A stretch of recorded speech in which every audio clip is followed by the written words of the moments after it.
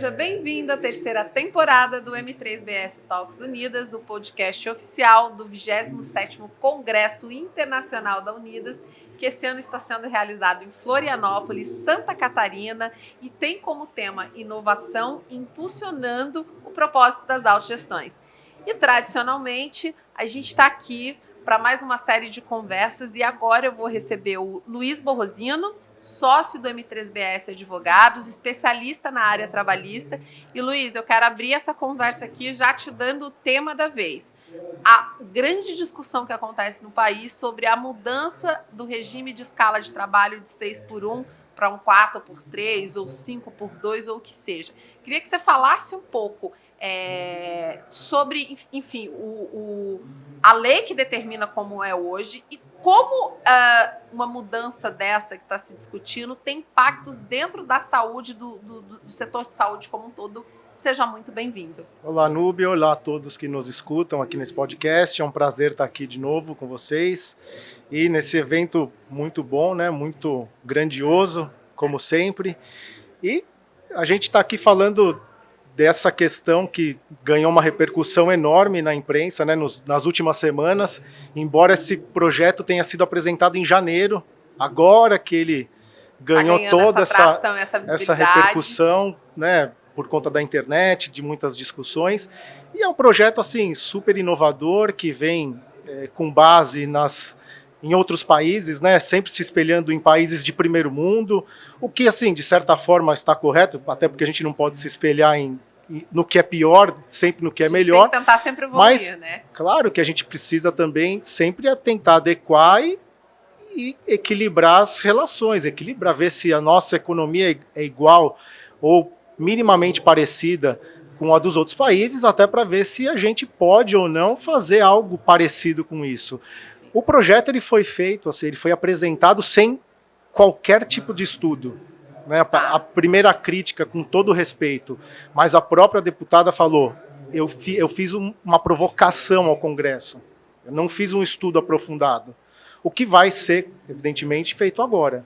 Né? Então, eles alcançaram o número de assinaturas possíveis, agora foi para a Comissão de Constituição e Justiça para poder fazer a análise e agora vai para a tramitação normal, que acaba demorando. Sim. Nós já tivemos outros projetos como esse que acabaram não evoluindo, o que também é super natural.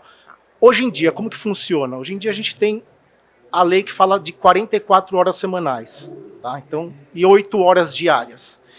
Nós não podemos ultrapassar isso, com exceção de 2 horas diárias, 2 horas extras diárias. Então a gente tem 44 horas semanais, 8 horas por dia, podendo exceder 2 horas diárias. Ou o empregador paga essas 2 horas ou faz alguma compensação. Tipo banco de horas que você acumula. Exatamente. E pega folga. Na saúde, né, que é o nosso carro-chefe, a gente tem as escalas normalmente 12/36, que fogem um pouquinho. Né? E como é que, do ponto de vista jurídico, como é que isso é regulamentado? E uma pergunta que eu queria fazer para você também. Embora a gente saiba que a lei determina as 44 horas, a gente sabe também que tem alguns segmentos da economia que já não trabalham no 6x1, trabalham no 5x2, né? Então, se você puder dar um geral aí do que tem a lei, do que acontece na prática, efetivamente, acho que seria interessante. Cada setor acaba estabelecendo a sua jornada sempre de acordo com esses critérios, no máximo de 44 horas semanais. Né? Claro que tem atividades específicas em que a jornada ela é reduzida, por exemplo, técnico de raio-x tem uma jornada muito reduzida por conta da insalubridade que eles acabam tendo ali próximo exatamente. Ao raio-x, né? Então, a gente tem ali algumas peculiaridades.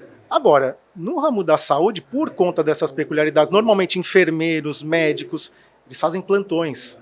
Né? Normalmente, às vezes fazem plantões de 12 horas, 36, 24 horas.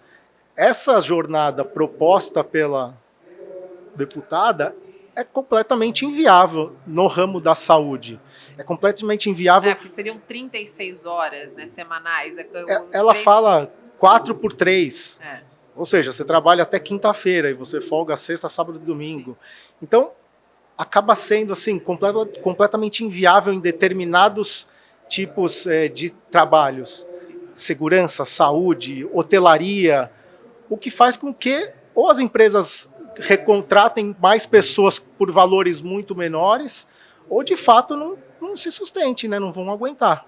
Não, perfeito. E assim, olhando até para todo o cenário dessa discussão, é uma discussão que tem um viés, um apelo popular muito grande, mas ao mesmo tempo, como você falou, falta um pouco ali do embasamento técnico. Teve toda aquela discussão lá atrás do piso da enfermagem, que muita gente fala que isso já tem alguns reflexos de mercado, com pessoas que tinham enfermeiros particulares contratando menos, né? Tem toda uma discussão de quais são as consequências econômicas. O que, na sua opinião, você acha que, se fosse implementado isso, você acha que a gente teria alguma escassez, queda de salário? O que você vê assim de reflexos possíveis dentro da saúde? Ô Núbia, assim, é uma discussão muito boa, né? Porque você fala na questão de, poxa, vai dar mais qualidade de vida para a pessoa, vai fazer com que ela fique mais tempo em casa. É super válida essa discussão, mas a gente precisa ver quem que vai pagar essa conta. Né? A gente precisa ver como que chegar no equilíbrio. Acho que seria importante tentar. E é o que eu venho falando em várias entrevistas. É a pergunta do milhão essa. Como que a gente chega no equilíbrio? Qual vai ser a medida certa? Porque a gente já tem toda uma discussão do custo da saúde suplementar para o consumidor final. Então, se você tem um encarecimento da mão de obra da saúde, isso também vai se refletir, no final das contas, no preço que se paga na mensalidade do plano. É o ecossistema da saúde. Por isso que a gente sempre fala, né? O escritório ele trata ali do ecossistema da saúde. Essa parte trabalhista, ela está diretamente ligada, porque ela também vai custar para o consumidor, ela também vai custar para o beneficiário na ponta. Quanto mais você encarece, quem vai pagar sempre vai ser a ponta, sempre vai ser o final.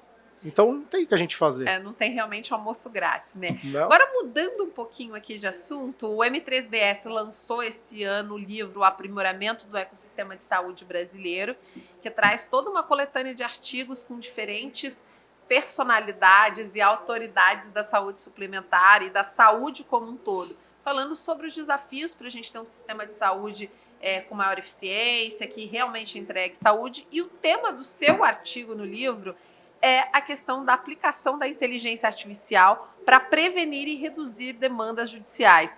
Conta para mim na prática, né? Assim, como a inteligência artificial pode ajudar a diminuir NIPs, multas e afins. Enfim, me conta um pouquinho aqui da sua tese principal. Eu falo aí no artigo, né, Núbia, que o tribunal ele vem aplicando assim muita inteligência artificial nas análises dos dados, das ações, tanto que ele tem assim várias informações super importantes sobre a judicialização que são assim, estão sendo super publicizadas e é super bacana para as operadoras, para os consumidores. E eu também falo sobre as formas que as operadoras podem, de fato, fazer o que vem sendo implementado.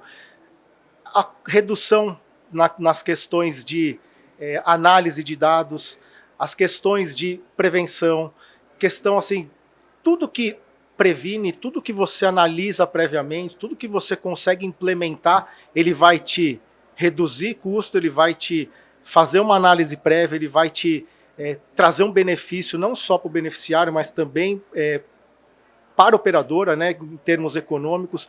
Então eu falo ali um pouquinho sobre essas ferramentas que existem na operadora, no tribunal, conto um pouquinho da história ali, desde quando foi implementado no tribunal, enfim, dou um passant aí geral sobre essas questões. E que está muito correlacionado com o tema do nosso congresso, que é a inovação impulsionando o propósito das autogestões, porque usar a inteligência artificial para prevenir, né, demandas jurídicas é uma maneira de inovar muito o trabalho jurídico, né?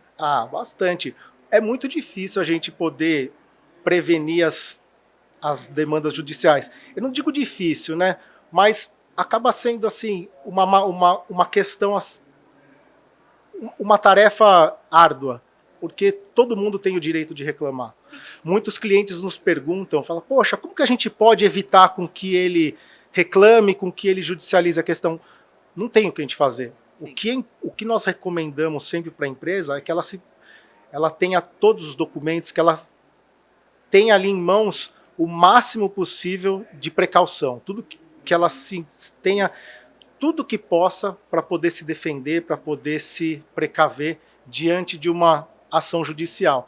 E isso daí acaba sendo terrível por conta da segurança jurídica, né? A gente vive um cenário de insegurança jurídica, no geral, muito complexo, não só na saúde suplementar, mas no Brasil como um todo, né? Agora, só para a gente terminar rapidinho, eu queria que você fechasse, dando o seu olhar de quais vão ser os grandes temas de discussão dentro do direito trabalhista, na saúde, para o próximo ano. Olha, Núbia, a gente tem ali uma questão que vem sendo muito discutida, que é a pejotização, que o STF ele já apresentou uma grande vertente de não reconhecer o vínculo empregatício de médicos, de prestadores de serviços, e agora a gente vai ter inclusive até uma audiência pública falando sobre motoristas de aplicativos que, embora não seja relacionado à área da saúde, mas acaba sendo um caso análogo, né? Porque é uma atividade autônoma, é uma atividade que eles não têm ali uma subordinação direta, o que acaba até acontecendo com médicos, enfermeiros, prestadores de serviços na área da saúde. Então, tudo que é relacionado à questão de vínculo empregatício, a gente sempre fica de olho. A gente sempre fica muito... Que pode ter reflexo. Muito ligado, porque tem reflexo. Né? Não é que pode ser, necessariamente tem reflexo. E a gente tem também uma questão que acabou de ser publicada assim, há poucos meses, que foi uma portaria do CNJ que trata dos acordos judiciais. Que isso é muito interessante, que traz, inclusive, uma segurança jurídica para as empresas. Porque com a reforma de 2017, a gente teve as possibilidades de você homologar os acordos na justiça. Só que a homologação ela era restrita àquilo que estava sendo posto no acordo. Né? Então, se você, por exemplo, fala, olha, eu estou fazendo um acordo com o empregado tratando exclusivamente das verbas rescisórias do FGTS e do saldo de salário. Então, vamos lá, a gente faz esse acordo, o juiz homologa, perfeito. Ele poderia, dentro do período de 2 anos, né, ele, eu digo, o funcionário ou a funcionária, ainda apresentar uma outra reclamação, pedindo, por exemplo, um dano moral, uma hora extra. Que não estava ali dentro daquele acordo homologado. Porque ele não englobava aquele acordo homologado. Com essa portaria do CNJ, ele diz o seguinte, ele fala, agora, este acordo homologado judicialmente, né, ele é feito de forma extrajudicial, sim, as partes precisam ter advogados distintos, sim, mas a partir do momento que ele é homologado judicialmente, ele dá quitação ampla, geral e irrevogável e recíproca de toda a relação existente. Claro que tem algumas exceções, claro, mas isso traz uma segurança jurídica enorme para as empresas e visa evitar justamente as demandas judiciais. E eu acredito que vai fazer com que reduza bem as demandas. Perfeito, Luiz. Muito obrigada. Queria super agradecer a sua participação aqui no nosso M3BS Talks Unidas, o nosso podcast oficial do 27º Congresso Unidas. Volte sempre. Obrigada por compartilhar tanto conhecimento com a gente. Obrigado, Núbia. Obrigado a todos. Um abraço. Obrigada para você que está aqui acompanhando a nossa 3ª temporada do podcast oficial do 27º Congresso Unidas, o M3BS Talks Unidas. Até o próximo episódio.